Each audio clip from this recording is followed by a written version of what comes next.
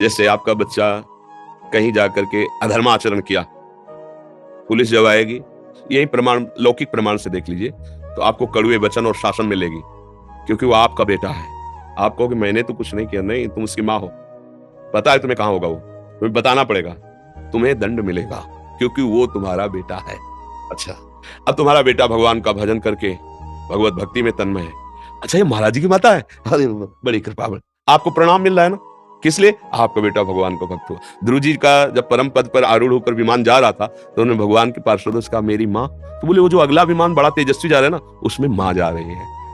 पुत्र के कर्मों का माता पिता परिवार पर प्रभाव, और माता पिता के कर्मों का पुत्र पे प्रभाव। कर्मों का तो इतना बड़ा सूक्ष्म स्वरूप है कि समझना, जैसे जुआ हो रहा है और आप केवल ऐसे ही जा रहे थे, देखा जुआ हो रहा है क्या, खड़े हो गए, और जब पुलिस आएगी ना तो पहला डंडा तुम्हारे पड़ेगा।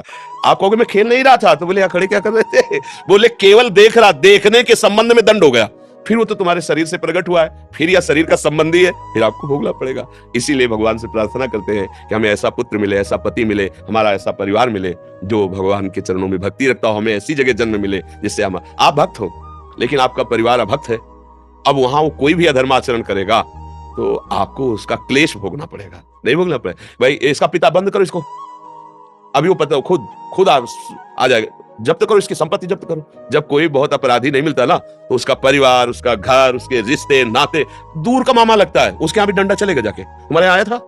नहीं आया था, 4 लोगों से पूछेंगे, हड़काएंगे, पूरी जगह देखेंगे, क्यों? बोले दूर का मामा लगता था। थोड़ा भी संबंध धर्मा, ऐसे ही भगवान की भक्ति करने वाले की 21 पीढ़ियां तर जाती, शास्त्र में लिखा 21 पीढ़ियां। क्यों? थोड़ा भी संबंध, क्यों? हमारे है, इसी संबंध से उसको लाभ मिल जाता है। तो ऐसा तो कर्म का सहयोग देखा गया, प्रगट में भी देखा गया और बाहर भी देखा गया।